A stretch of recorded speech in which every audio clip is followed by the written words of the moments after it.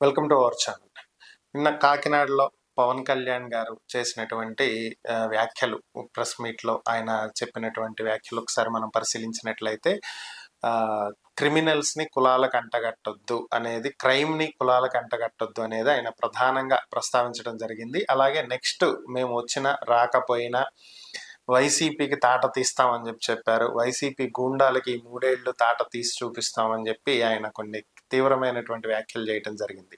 మరి ఈ అంశాల మీద మనతో విశ్లేషించడానికి ప్రముఖ హైకోర్టు న్యాయవాది రజనీ గారు మనతో ఉన్నారు. ఆమెతో మాట్లాడదాం. నమస్తే రజనీ గారు. నమస్తే అండి. కాకినాడలో పవన్ కళ్యాణ్ గారి ప్రెస్ మీట్ మీరు చూసే ఉంటారు బహుశా.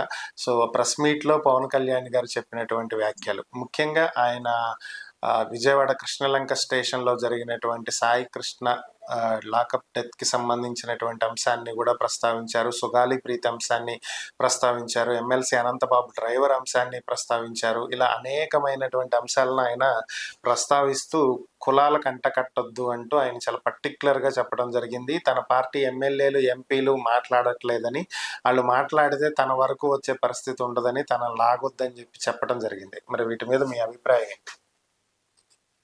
నమస్తే సార్. ముఖ్యంగా అంటే ఈ హత్యల గురించి, లేకపోతే ఈ లాకప్ డెత్ గురించి ఆయన మాట్లాడాల్సిన అవసరం లేదు. ఆయన ఎమ్మెల్యేలు కూడా మాట్లాడాల్సిన అవసరం లేదు. ఎందుకంటే టీడీపీ ఎమ్మెల్యేలు కూడా ఎవరు మాట్లాడరండి. ఆ శాఖకు సంబంధించిన మంత్రి మాట్లాడతారు. అంటే గౌరవ హోంశాఖ మంత్రి వర్యులు, గౌరవ సీఎం గారు. అంతేకాని ఒక పంచాయతీ శాఖ మంత్రితో మాకు పనేంటండి? మాకు పనేంటి? ఆయన ఏమన్నా పంచాయతీలు చేయాలా? అక్కడేమన్నా అక్కర్లేదు కదా! ఎవరో ఆయనకి ఓట్లేసినోళ్ళో, ఆయన్ని అభిమానించినోళ్ళో, 21 స్ట్రైక్ రేట్ ఇచ్చినోళ్ళో, "అన్నా నువ్వేం చేస్తున్నావు? అన్నా నువ్వు అడగవేంటని" వాళ్ళు అంటారు. నేను అడగకూడదయ్యా, అది నా శాఖ కాదు. ఆయన చక్కటి సమాధానం చెప్పాడు. నేను కూడా నిన్నటి రోజు ఈ లాకప్ డెత్ ప్రెస్ మీట్‌లో కూడా చెప్పా. రాజ్యాంగబద్ధ పదవి కానటువంటి ఒక డిప్యూటీ సీఎం హోదాలో ఉన్న వ్యక్తిని మీరు దయచేసి ఏమి అడక్కండి. అతనేమీ చేయలేడు. అతనికి పెన్ పవర్ లేదు. అతను అతను సాధారణ ఒక పంచాయతీ శాఖ ఒక మంత్రి, అటవీ శాఖ మంత్రి, ఫర్ ఎగ్జాంపుల్ ఇంకొకటి. అటువంటి వ్యక్తి ఎవరైతే ఉన్నారో ఆయన్ని మీరు కులాలకు లేకపోతే అదేంటి ఆ హత్య జరిగింది అని అడగడం కూడా కరెక్ట్ కాదు. ఫర్ సపోజ్ కులం అన్నారు. కులం ఎందుకు వస్తుంది అన్నారు. గౌరవ డిప్యూటీ సీఎం గారిని అడుగుతున్నాం. ఆయన లల్లు ప్రసాద్ యాదవ్‌కి సంబంధించినటువంటి యాదవ్ గారికి సంబంధించినటువంటి ఒకటి కేస్ జడ్జిమెంట్ చెప్తున్నారు. అది రికార్డెడ్. ఒక కలెక్టర్ గారి భార్యని అక్కడ ఉండే వాళ్ళు తీసుకొని వెళ్ళిపోయారు. అది బీహార్. ఆ కలెక్టర్ ఏ క్యాస్ట్ అండి? మీరు విన్నారా? చెప్పండి సందీప్ గారు, ఏ క్యాస్ట్? ఆయన చెప్పింది అయితే ఎస్సీ అని చెప్పారు. దళితులు. అసలు కులం ఎందుకు వచ్చిందండి? కులం ఎందుకు వచ్చింది? ఒక కలెక్టర్ గారి భార్యను తీసుకెళ్లారంటే బాగున్నాం. మళ్ళీ కులం ఎందుకు వచ్చింది?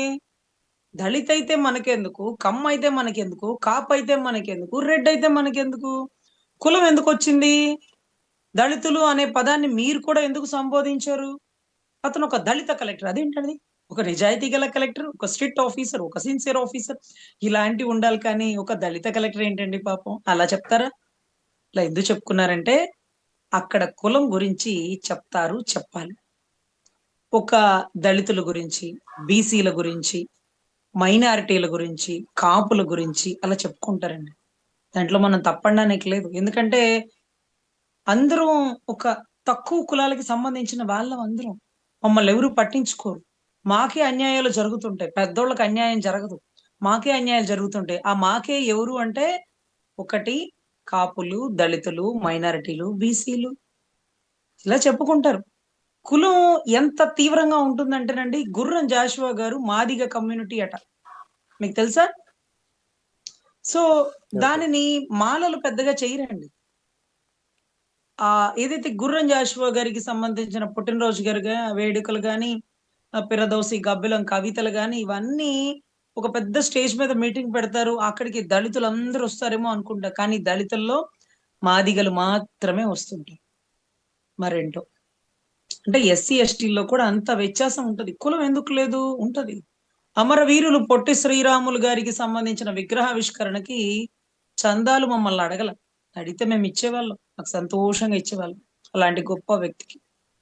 ప్రాణత్యాగం చేసినటువంటి గొప్ప మహోన్నత వ్యక్తి. అయితే దానికి చందాలు ఇచ్చింది ఆర్య వైశ్యులు.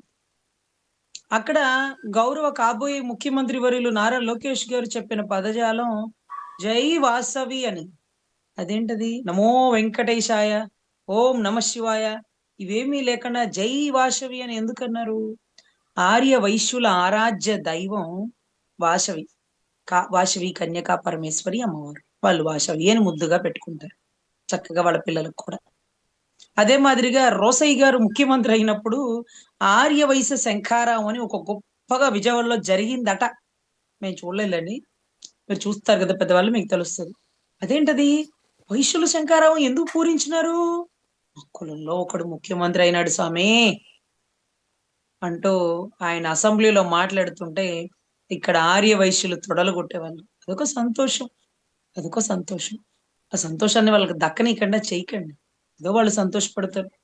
ఛత్రపతి శివాజీ మహారాజ్ అన్ని రాజ్యాలు గెలిచిన, అన్ని కులాలకి అండగా నిలబడిన మరాఠీ వాళ్ళు మావోడు శివాజీ మహారాజ్ మావోడు అని గొప్పగా గర్వంగా చెప్పుకుంటారు.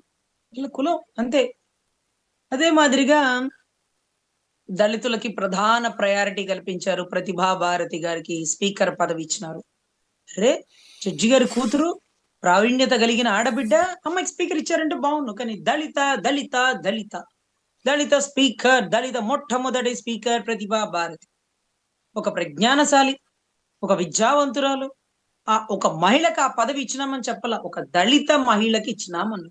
అంటే దళిత మహిళ నాకు పెట్టడం చాలా గొప్ప విషయం.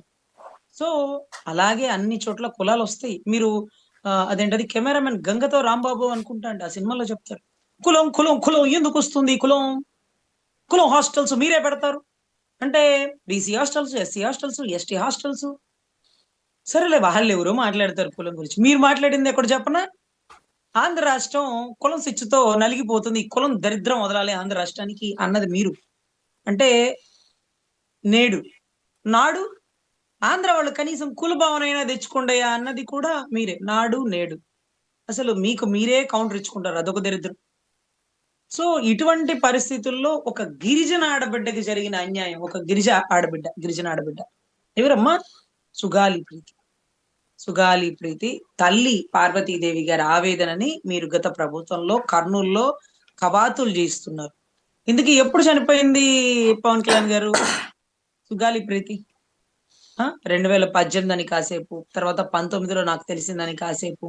19లో మీకు తెలిస్తే ఎలక్షన్ ముందే అప్పుడున్నటువంటి చంద్రబాబు గారి ప్రభుత్వాన్ని ఎండగట్టాలి కదా. మీరు ఎలక్షన్ ప్రచారానికి దీన్ని వాడారా? నాకు గుర్తులేదులేండి, అప్పట్లో మేమంతా రాజకీయ అవగాహన నాకు లేదు.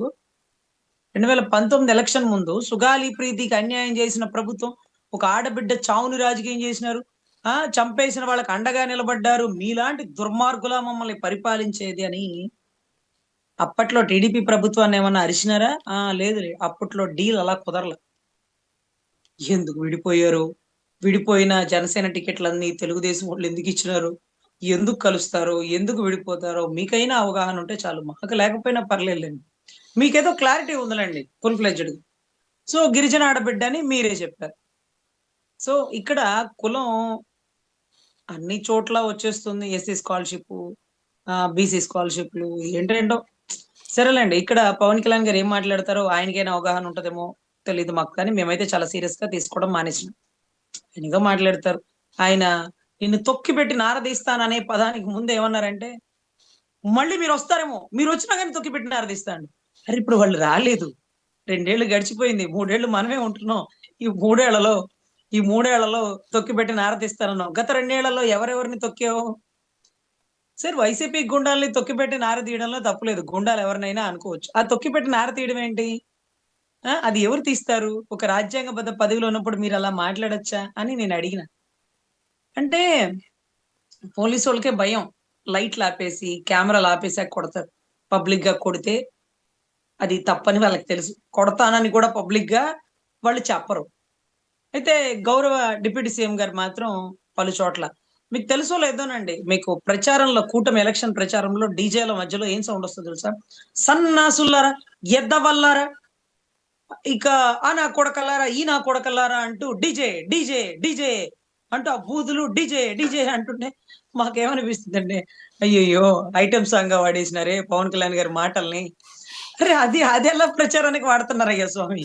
నీకసలు నిజంగా ఎక్కడ సార్ ఇది ఇది అబద్ధం కాదు సార్. పవన్ కళ్యాణ్ గారు ఆయన ఆస్థాన విద్వాంసులు ఎవరైనా ఉంటే పిలిపించుకొని ప్రచారానికి ఇలాంటి బూతులు, ఇలాంటి బూతులు పెడతారు. అంటే నేనేదో మాట్లాడేసినానే అనుకోండి.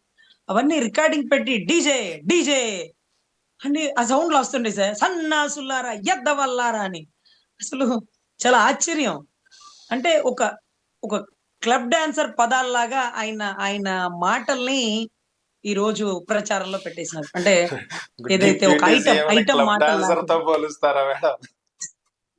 అది అసలెందుకంటే సినిమా మొత్తానికి ఆ ఒక్క ఆ ఒక్క సాంగే హైలైటెడ్.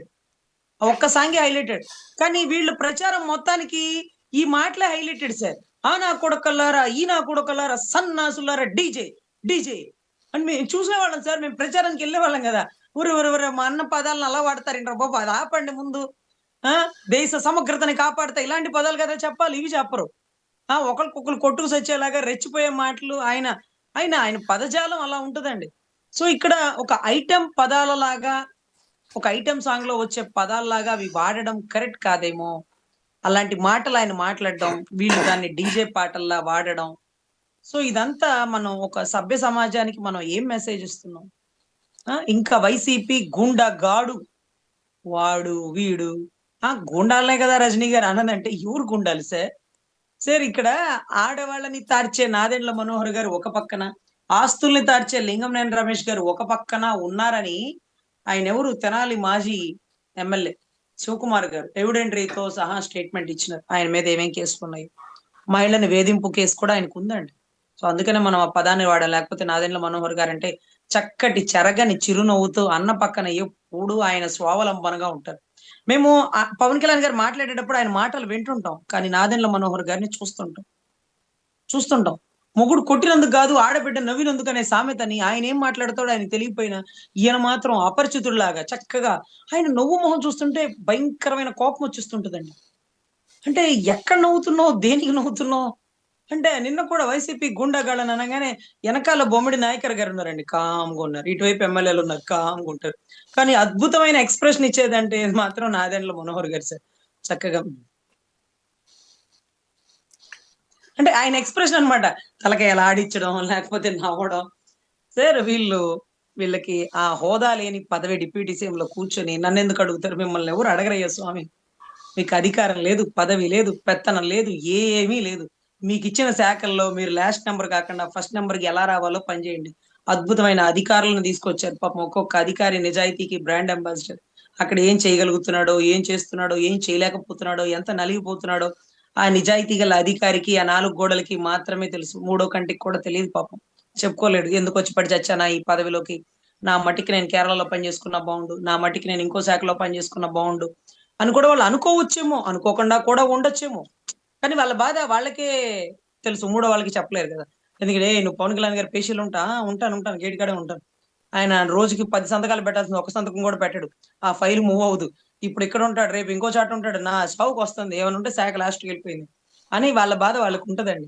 సో, ఎనీవే అలా అనుచిత వ్యాఖ్యలు ఒక హోదాలో ఒక పంచాయతీ శాఖ మంత్రిగా ఉన్న వ్యక్తి, ఒక రాజ్యాంగబద్ధ హోదా లేనటువంటి ఒక డిప్యూటీ సీఎం పదవిలో ఉన్న వ్యక్తి అలాంటి మాటలు మాట్లాడకూడదు. ఇక నుంచి కాపు సామాజిక వర్గం ఎవరైనా వాళ్ళకేదైనా సమస్యొచ్చినా దయచేసి ఎవరైనా కాపు సంఘాల వాళ్ళుంటే వాళ్ళతో మాట్లాడుకోండి. ఆ లోకల్ ఎమ్మెల్యేలు ఎవరన్నా ఉంటే మీ జనసేన వాళ్ళుంటే మాట్లాడుకోండి. అంతేగాని డిప్యూటీ సీఎం గారిని, పంచాయతీ శాఖ మంత్రిని ఎప్పుడు పిలవకండి. ఎప్పుడు అడక్కండి. ఇలాంటి దొంగల్ని చూడ్డానికొస్తారా? కాపు సామాజిక వర్గం కాబట్టే చూడ్డానికొచ్చారు అని మాట్లాడుతున్న నాయకులకి తెనాలిలో గంజాయి తాగిన వాళ్ళని కుక్కను కొట్టినట్టుగా పోలీసులు నడి రోడ్డు మీద కొట్టి వీడియో తీసి ఫేస్‌బుక్‌లో పెట్టి, ఇన్‌స్టాలో పెట్టి హల్చల్ చేస్తుంటే, ఆ వ్యక్తుల్ని పరామర్శించడానికి కూడా గౌరవ జగన్ రెడ్డి గారు తెనాలి వాళ్ళ ఇంటికెళ్లారు. అక్కడ కుల చిచ్చులనేది కాదండి. అక్కడ లా అండ్ ఆర్డర్ విధ్వంసం అయినప్పుడు చట్టాన్ని చేతిలోకి తీసుకుంటున్న పోలీసులు వాళ్ళని కొమ్ము కాస్తున్న ప్రభుత్వాలని, వాళ్ళని ప్రశ్నించడానికి ప్రతిపక్ష నాయకుడు వస్తాడు. రావాలి. అది అతని బాధ్యత. కాపులు కాబట్టే వచ్చారు. కాపులను చీల్చడానికి కాపులను ఒకళ్ళు చీల్చేదేముందండి మాకు అర్థమైపోతుందిగా. ఒకటి సందీప్ గారు ఒక 100 కేజీల బస్తా. ఒక 100 కేజీల బియ్యం బస్తా చాలా బరువుగా ఉందండి. పవన్ కళ్యాణ్ గారు నేను తింటాను. మీరు నా కోసం వరి పండించండి. మీరే స్వయంగా పండించండి. మీ చేతులతో పండించండి. ఆ బియ్యం తిన్నాక, ఆ అన్నం తిన్నాక నేను పుష్టిగా అయ్యి మీకు ఖచ్చితంగా న్యాయం చేస్తాను అన్నాడు. సరేనని మేము కష్టపడి పంటేసి, వరేసి, పురుగుల మందు కొట్టి, వర్షం వస్తే పంట నష్టపోకుండా కాపాడుకునేలాగా పూజలు చేసుకొని అన్నీ చేసి, కాయ కష్టం చేసి కేజీల బియ్యం బస్తా మా భుజాల మీదేసుకొని తీసుకెళ్ళి మోసుకొని పవన్ కళ్యాణ్ గారి మంగళగిరి పార్టీ ఆఫీస్‌లో బరువు దించాం. దించాక ఆయన చెప్పారు. "ఆ! సరేలే ఏసినారు, దించినారు. పరిస్థితులను బట్టి ఎంతవరకు చేయగలుగుతానో అంతవరకే చేస్తాను. అందరితో పాటు చేస్తాను." ఆ! అని అనేసినారు. అంటే ఆ బియ్యపు బస్తాకి ఒక 500 ఇస్తానన్నాడనుకోండి. బియ్యపు బస్తా బరువు దించాక 100 ఇస్తాను, 200 ఇస్తానంటాడు. ఇప్పుడు ఎంతో కొంత తీసుకొని వెళ్ళిపోవడమే గాని, ఆ 100 కేజీల బియ్యపు బస్తాని మళ్ళీ భుజానేసుకొని వెనక్కి తీసుకువెళ్ళలేని పరిస్థితిలో ఉంది కాపు సామాజిక వర్గం. అయిందేదో అయిపోయింది. బరువు మోసి, మోసి దించాం. ఇంక మళ్ళీ ఎత్తుకునే ఓపిక లేదు. ఈ 3 ఏళ్ళు కానీ, ఏం ఆడతాడో కానీ, నోరు తెరిసి ఇది కష్టం అని జనసేనలో ఉండే ఏ కాపు సామాజిక వర్గం, ఏ కాపు నేతని గాని, గౌరవ పవన్ కళ్యాణ్ గారిని కలవడం మానేసింది, మర్చిపోయింది. సో, ఈ 3 ఏళ్ళు ఏదో ఒకటి కానీ ఆయన కూడా చెప్తున్నాడు కదా! క్లారిటీగా. ఈ 3 ఏళ్ళు మేముంటాం. మళ్ళీ మీరు వస్తారేమో అప్పుడు కూడా తొక్కిపెట్టి నరకిస్తావు. ఎందుకు ఇస్తావు? వాళ్ళు మనల్ని ఏం చేస్తారు తీస్తావు? మనల్ని ఏం చేస్తుందో ఎవరో తెలుసా? అరవకుండా 5, 6 అబార్షన్‌లు చేపించిన అరవ శ్రీధర్ గారు. ఆ! అదే రకంగా గంజాయి తాగినోడిని నువ్వు భూతద్దంలో పెట్టి చూస్తే ఒక ఎంపీ డ్రగ్స్ సేవించి హైదరాబాద్‌లో దొరికాడు. మరి అతని మీద ఏం యాక్షన్ తీసుకున్నారో. డ్రగ్ అంటే కొంచెం ఎగ్జామ్షన్ ఉందేమో. అతన్ని గిరెస్ట్ ఏం చేయలేదు. Safe side. సో, అదే మాదిరిగా ఎన్నో కార్యక్రమాలలో భూముల కబ్జాలు, ఇంకోటిల్లో టీడీపీ వాళ్ళు, జనసేన వాళ్ళలో కీలక పాత్రలున్నాయంటూ కూడా మనం మీడియా ముఖంగా చూస్తున్నాం. లింగంనేని రమేష్ గారి మీద ఉన్నటువంటి కేసులైతే అసలు వర్ణనాతీతం. ఒక ఇలాంటి వాళ్ళనా పెంచి పోషించాలి, క్రిమినల్ బ్యాక్‌గ్రౌండ్ ఉన్న వాళ్ళనా అని మాట్లాడతారు. మరి లింగంనేని రమేష్ గారికి ఏమన్నా స్వాతంత్ర సమరయోధుల బ్యాక్‌గ్రౌండ్ ఏమన్నా ఉందా?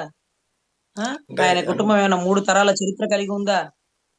సో, ఇలాంటి వ్యక్తి ఈరోజు లింగంనేని రమేష్ గారు లాంటి వ్యక్తికి మీరు రాజ్యసభ పట్టం కట్టి, ఈరోజు ఒక గంజాయి తాగినోడు 23 ఏళ్ళకి 24 కేసులున్నోడు అతన్ని తీసుకొచ్చి ఈరోజు మీరు కాపాడమంటారా? అతన్ని తీసుకొచ్చి అతన్ని చంపితే తప్పేంటి అన్నట్టుగా మాట్లాడితే నేరగాడిని చంపే హక్కు లేదండి. అలాంటప్పుడు 90 కేసులున్నప్పుడేంటి చింతమనేని ప్రభాకర్ గారి ప్రచారానికి స్వయంగా ఆయనే ఎళ్లారు.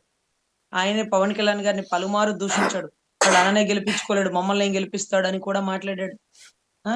నిన్న మొన్నటి రోజు తాగి ఒక లాయర్ గారి ఇంటి ముందు వీరంగం చేశారు.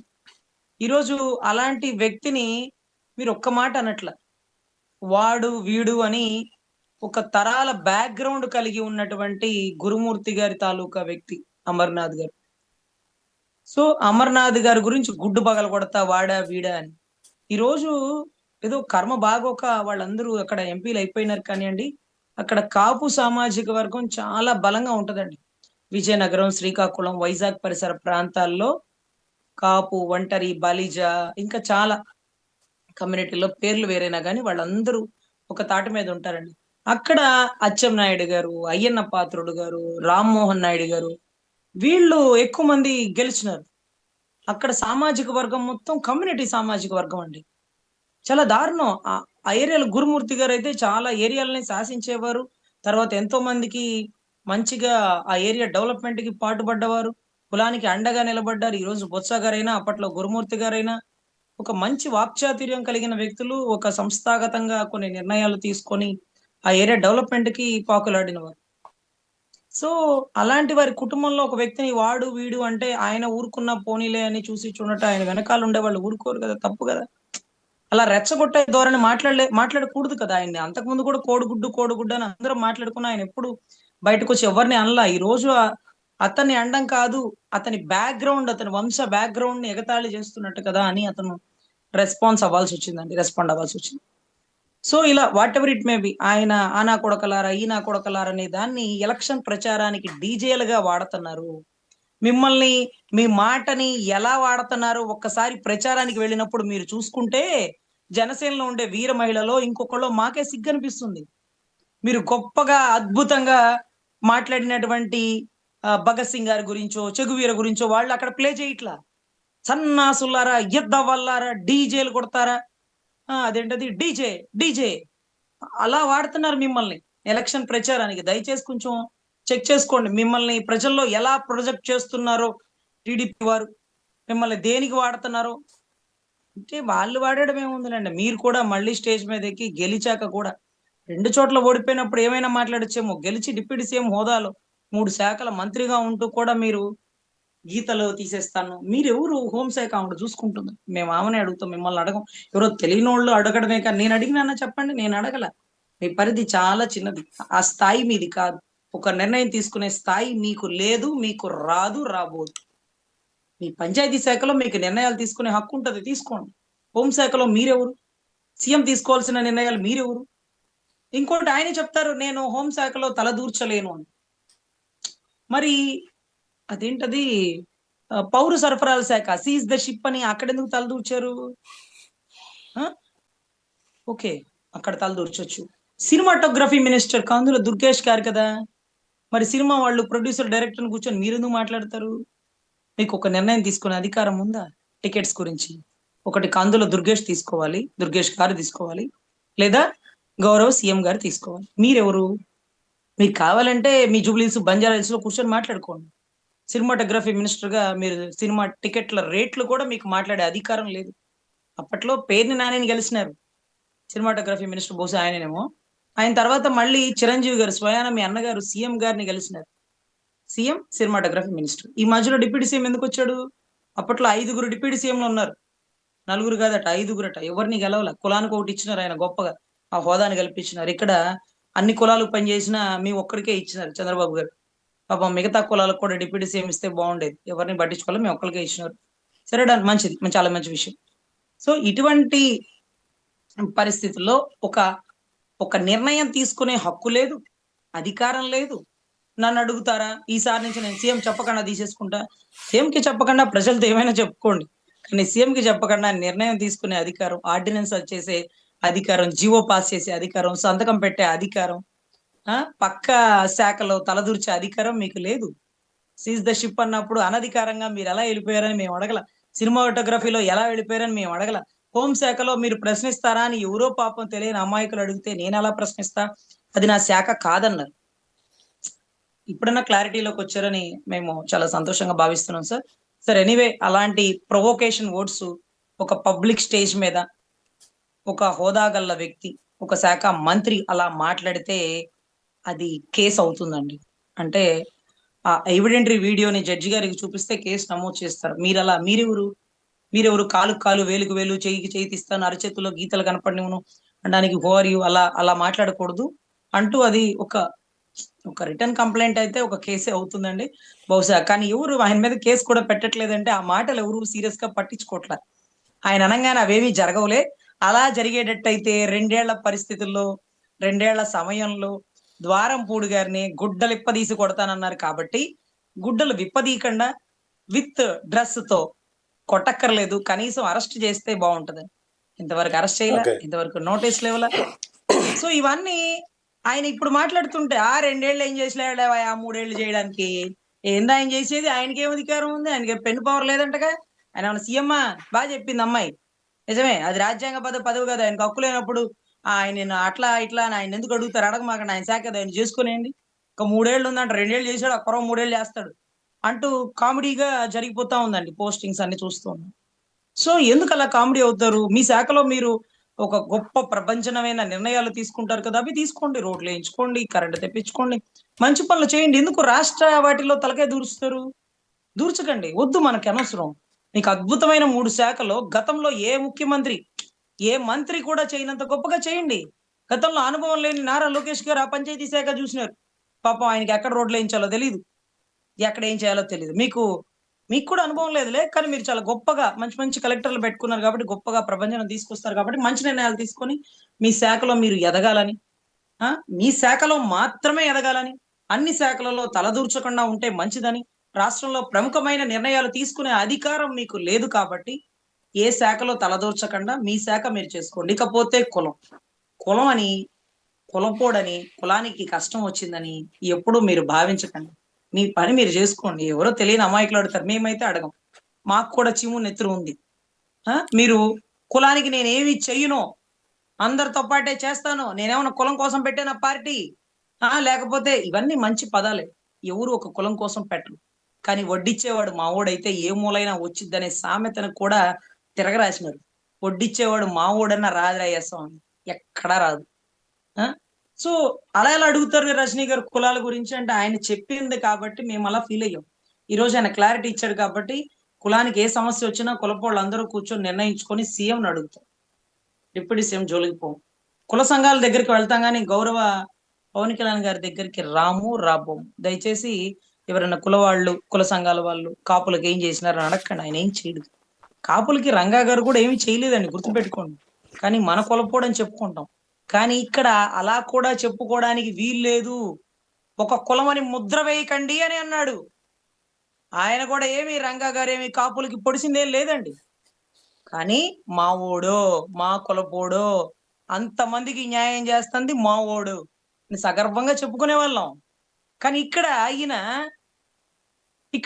అలా కూడా చెప్పుకోవడానికి వీల్లేదు. ఒక కులానికి అంటగట్టకండి. అది ఏం చేసినారయ్యా? మావోడని చెప్పుకున్నాం. అలా కూడా చెప్పకండి. ఆయనకి కులం లేదు. ఆయన ఏ కులానికి సంబంధించిన వ్యక్తి కాదు. అంటే మా కులపోడని కూడా చెప్పుకోవద్దనమాట. ఆ కులానికి ఏం చేశారని అడిగితే, మా కులం కదా! కాపు రిజర్వేషన్‌లు అది ఎలాగో అడగలేను, ఆయన చేయలేడు.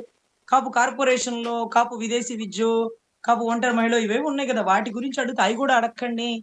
ఆ! ఎప్పుడేం అడగాలో తెలీదా? మీకసలు సెన్స్ లేదా? అంటూ గౌరవ నాగబాబు గారు కూడా మాట్లాడారు. సరేలెండి. భుజానున్న బరువు దించినాం. మళ్ళీ తిరిగి ఎత్తుకొని అక్కడ ఇసిరేసే ఓపిక మాకు లేదు. దించేసాం గదా! ఎవరో ఒకళ్ళని తినండి. పోయితే మా శ్రమే గదా పోయింది.